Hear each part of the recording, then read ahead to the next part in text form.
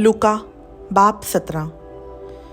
फिर उसने अपने शागिर्दों से कहा, ये नहीं हो सकता कि ठोकरें ना लगें, लेकिन उस पर अफसोस है जिसके 22 से लगें। इन छोटों में से एक को ठोकर खिलाने की बनिस्बत उस शख्स के लिए ये बेहतर होता कि चक्की का पाट उसके गले में लटकाया जाता और वो समुंदर में फेंका जाता।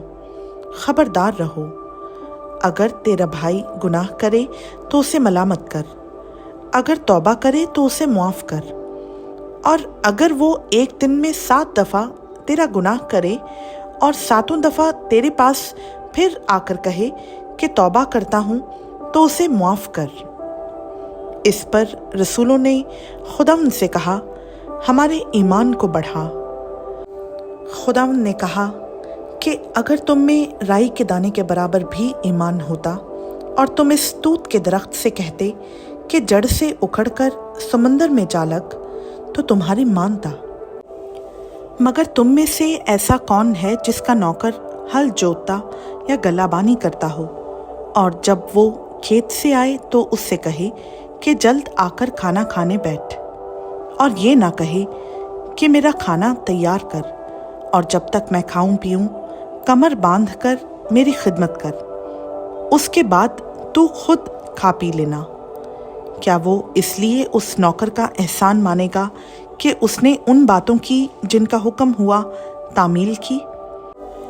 इसी तरह तुम भी जब उन सब बातों की जिनका तुम्हें हुक्म हुआ तामील कर चुको, तो कहो कि हम निकम्मे नौकर हैं, जो हम पर करना फ़र्ज़ था वही किया है।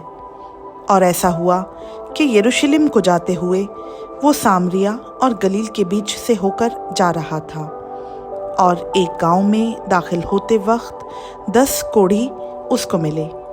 उन्होंने दूर खड़े होकर बुलंद आवाज़ से कहा, ऐ यीशु, ऐ साहिब, हम पर रहम कर।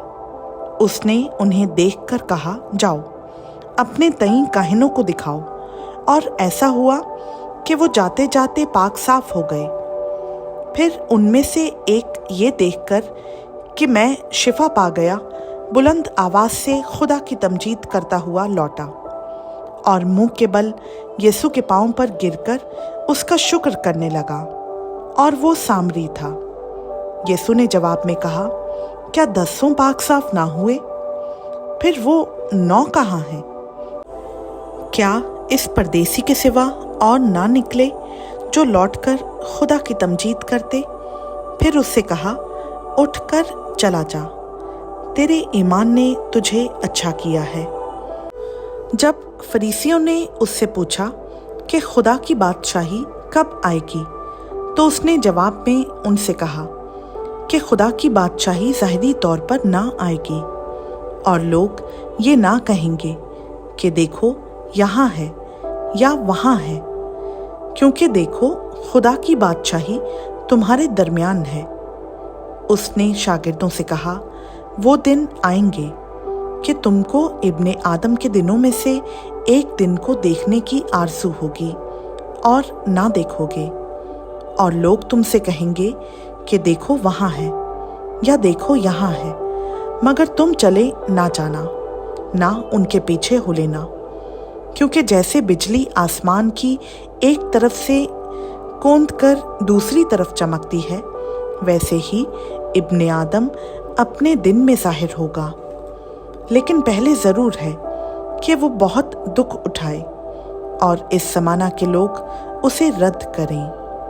और जैसा नूह के दिनों में हुआ था, उसी तरह इब्ने आदम के दिनों में भी होगा कि लोग खाते पीते थे और उनमें ब्याह शादी होती थी, उस दिन तक जब नूह कश्ती में दाखिल हुआ और तूफान ने आकर सबको हलाक किया। और जैसा लूत के दिनों में हुआ था कि लोग खाते पीते और खरीद व फरोख्त करते और दरख्त लगाते और घर बनाते थे। लेकिन जिस दिन लूत सदूम से निकला, आग और गंधक ने आसमान से बरसकर सबको हलाक किया। इब्ने आदम के ज़ाहिर होने के दिन भी ऐसा ही होगा। उस दिन जो कोठे पर हो और उसका असबाब घर में हो वो उसे लेने को ना उतरे, और इसी तरह जो खेत में हो वो पीछे को ना लौटे। लूत की बीवी को याद रखो, जो कोई अपनी जान बचाने की कोशिश करे वो उसे खोएगा, और जो कोई उसे खोए वो उसको जिंदा रखेगा। मैं तुमसे कहता हूँ कि उस रात 2 आदमी एक चारपाई पर सोते होंगे, एक ले लिया जाएगा और दूसरा छोड़ दिया जाएगा। 2 औरतें एक साथ चक्की पीसती होंगी, एक ले ली जाएगी और दूसरी छोड़ दी जाएगी। 2 आदमी जो खेत में होंगे, एक ले लिया जाएगा और दूसरा छोड़ दिया जाएगा। उन्होंने जवाब में उससे कहा कि ऐ खुदावंद, ये कहाँ होगा? उसने उनसे कहा, जहाँ मुर्दार है वहाँ गिद्ध भी जमा होंगे। खुदावंद का पाक कलाम का पढ़ा, सुना, समझा और कबूल किया जाना हम सबों के लिए बाइस बरकत हो। आमीन।